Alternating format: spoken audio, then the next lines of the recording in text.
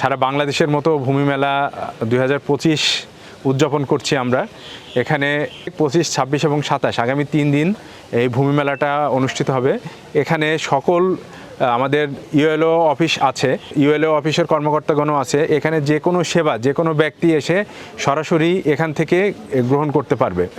নামজারি সংক্রান্ত কার্যক্রম, ভূমি উন্নয়ন কর সংক্রান্ত সেবা, অর্পিত বা 1 নম্বর খতিয়ানের জমি সংক্রান্ত যে কোনো সেবা, অর্থাৎ ভূমি অফিস থেকে যে সেবাগুলো আমাদের সরকার সরবরাহ করে সেই সেবাগুলো আমাদের এই ভূমি মেলার মাধ্যমে এখান থেকে দেয়া হচ্ছে এবং আমরা এখান থেকেই এই সেবাগুলো সাধারণ মানুষের কাছে পৌঁছায় দিচ্ছি।